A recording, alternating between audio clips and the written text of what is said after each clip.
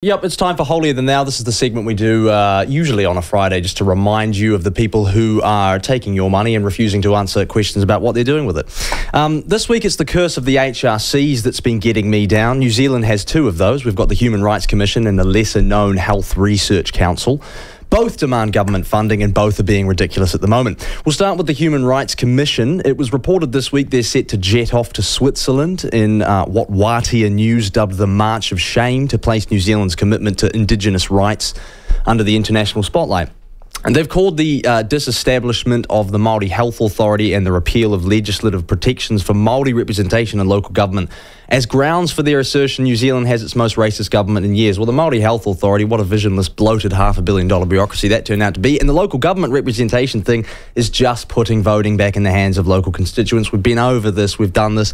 It's all rubbish and hyperbole. In any case, the reality, however unbelievable, remains that instead of actually focusing on upholding real human rights at home, the HRC is taking a lanyard-fearing, all-inclusive jaunt to Switzerland at the expense of the taxpayer to crap all over New Zealand in front of other people with lanyards from different countries.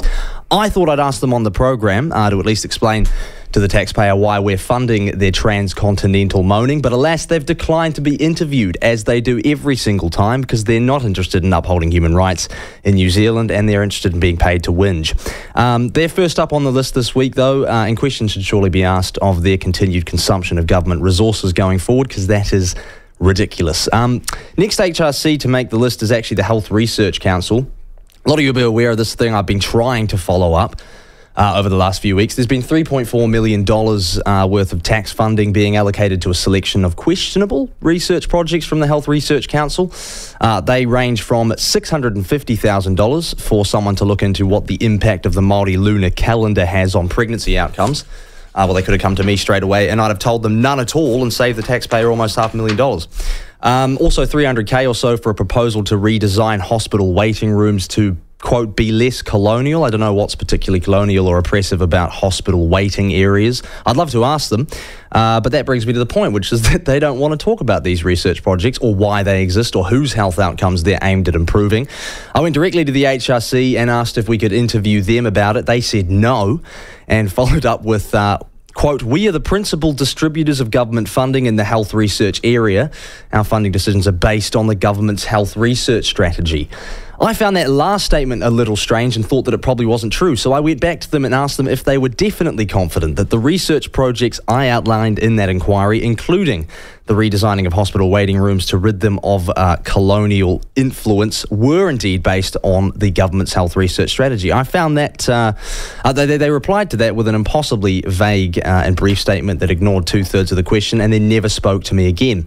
We've had no luck with Health Minister Shane Reti either, who would not take responsibility for the Health Research Council, even though the Ministry of Health told me that's exactly what he has. Nor would he confirm or deny that the projects discussed there are in lockstep with his government's health strategy.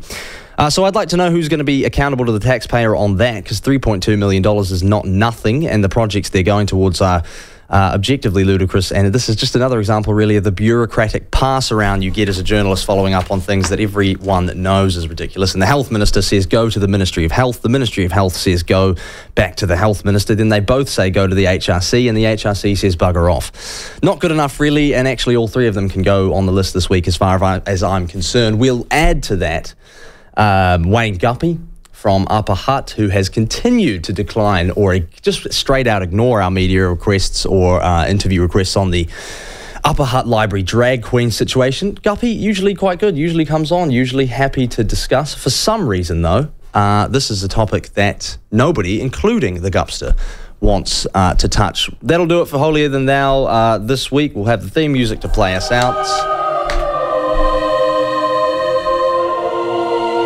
We'll talk next Friday.